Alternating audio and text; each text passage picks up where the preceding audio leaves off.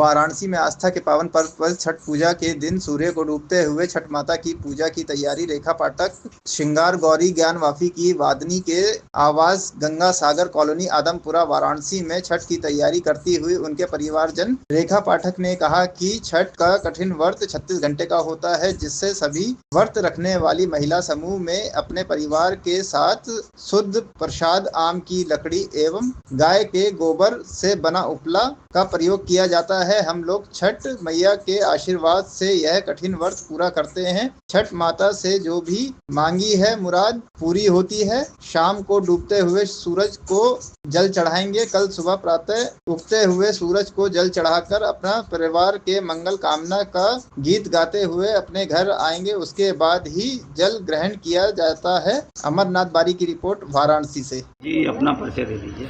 मेरा नाम रेखा पाठक है। मैं श्रृंगार गौरी ज्ञानवापी की वादनी हूँ। ये एक छठ महापर्व है, कैसे इसको मनाया जाता है, इसकी मान्यता क्या है? इसकी मान्यता देखिए, ये पर्व बहुत महत्व रखता है और हम लोग ये 36 घंटा का व्रत करते हैं। और आज छठ है, छठ का आज शाम को हम लोग अर्घ देंगे और कल सुबह उगते हुए सूर्य को अर्घ देंगे। और ये इस छठ का इतना मानता है कि जो भी मनौती हम लोग मानते हैं वो छठ मैया पूरा कर देती हैं। छठ का महापर्व है, 36 घंटे का व्रत है जी। और ये सभी लोग कैसे, ये आपका प्रसाद कैसे बनता है, इसको कैसे बनाया ये जाता है? आम की लकड़ी और गाय का जो उपला होता है गोबर का, उसके ऊपर और देसी घी में ये मतलब और गेहूं के आटे में गुड़ मिला के और ठोकवा बनता है, प्रसाद बनता है। चावल का लड्डू बनता है और बेसन का लड्डू बनता है, पूड़ी बनता है और सारे फल रहते हैं, वो माँ को चढ़ता है। तो सभी महिलाएं जो है इसको एक साथ प्रसाद बनाती हैं। जी, सबके मिलकर रिश्तेदार लोग, अगल बगल आस पड़ोस के सभी लोग मिलके प्रसाद बनाते हैं इसको। ये महापर्व है, बहुत बड़ा महापर्व है जी, बनारस जी। में। आप सभी व्रती महिलाओं को क्या संदेश देना चाहेंगी? यही संदेश देना चाहते हैं कि छठ महापर्व ये इस व्रत को करने से बहुत कुछ मिल जाता है। जैसे हमको बहुत कुछ मिल जाता है, हमारे दोनों बेटियों का नौकरी लग गया है। अब मेरी यही इच्छा है कि जो आज वहाँ ज्ञानवापी में जो वजू खान में बाबा हैं वो मुक्त हो जाएं और उन पे हम लोग जल चढ़ाएं। बस यही संदेश देना चाहते हैं हम। सुषमा सिंह है जी। आज आप लोग व्रत हैं? जी, सब लोग व्रत है हम लोग। हाँ, आए हैं प्रसाद में इनका सहयोग करने। मेरा नाम कंचन तिवारी है और इनके प्रसाद बनाने में सहयोग करना बहुत मतलब सौभाग्य की बात है कि हम लोग शामिल हुए इसमें। बहुत खुशी है, इस व्रत का बहुत इंतजार रहता है। छठ का महापर्व है, कैसा लग रहा है? बहुत अच्छा लग रहा है। मेरा नाम रेनू मिश्रा है, मैं रेखा पाठक की छोटी बहन हूँ। मेरा नाम नीतू जायसवाल है। रेखा भाभी छठ पूजा कर रही हैं, इनके घर पे आए इनका सहयोग करने। कैसा लग रहा है? बहुत अच्छा लग रहा है। का इतना कठिन व्रत जो है, हाँ। कैसे आप लोग इसको रख पाती हैं? बस माँ का आशीर्वाद है, हिम्मत देती है, हम लोग रख लेते हैं। यहाँ जो प्रसाद बन रहा है, बनने के बाद क्या करें? बनने के बाद हम लोग फिर यहाँ से सब लेके हम लोग गंगा जी जाते हैं, वहाँ पे शाम का रख देते हैं, फिर कल सुबह भोर का रख देंगे। परिचय दे दीजिए। जी, मेरा नाम रजनीश कुमार सिंह हुआ और मैं बक्सर बिहार में शिक्षक हूँ मैं। जी। आज जो छठ का ये बिहार में और पूरे पूर्वांचल में इसका बड़ा महत्व है जी। तो इसका क्या महत्व है इसका छठ? बेसिकली छठ जो है वो बिहार का ही पर्व है और यह बिहार से ही शुरू हुआ था और इसकी महानता और इसकी कहानियाँ जो हैं वो महाभारत काल और रामायण काल से जुड़ी हुई हैं।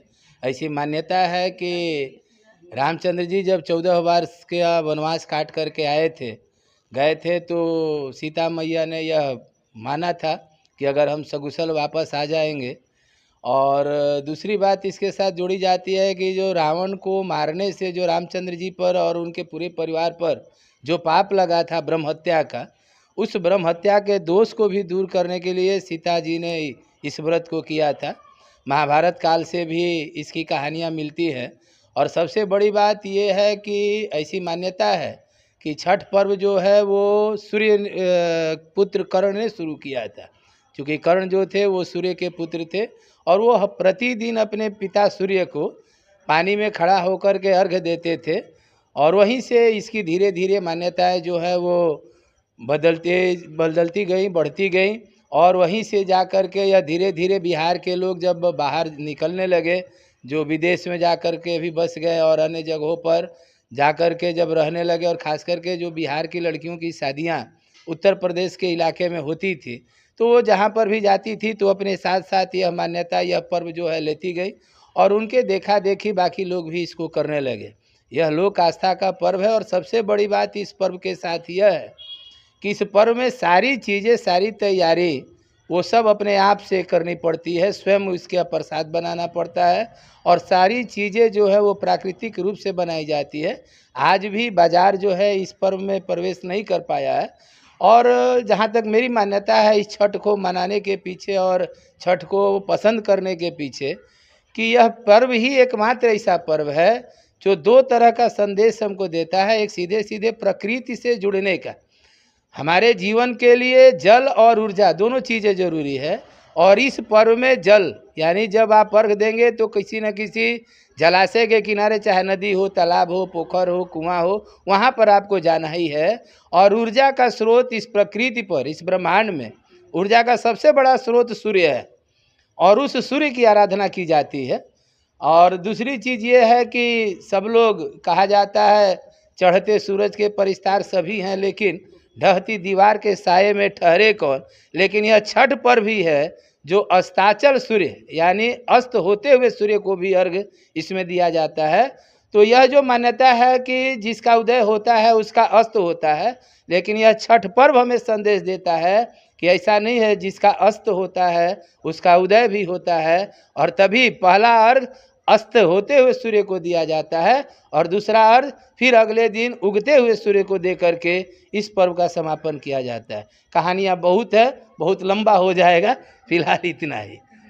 छठ के द्वारा सबसे बड़ी बात, इस समाज में भाईचारे का संदेश, इतना बड़ा महापर्व होता है, इतनी भीड़ जुटती है, लेकिन कहीं किसी तरह का भगदड़ या किसी तरह का अपराध नहीं होता है। यह छठ की सबसे बड़ी महिमा है, जो कि हमें भाईचारे का संदेश देता है और एकता में बनाए रखने का संदेश देता है। धन्यवाद। यही बास के बहंगिया बहंगी लचकत जाए, बहंगी लचकत जाए, पियरिया दौरा घाटे पहुँचा, दौरा घाटे पहुँचा, बहिना रजनी सिंह पियरिया दौरा घाटे पहुँचा, दौरा बहिना रविया जी पियरिया दौरा घाटे पहुँचा, दौरा घाटे पहुँचा।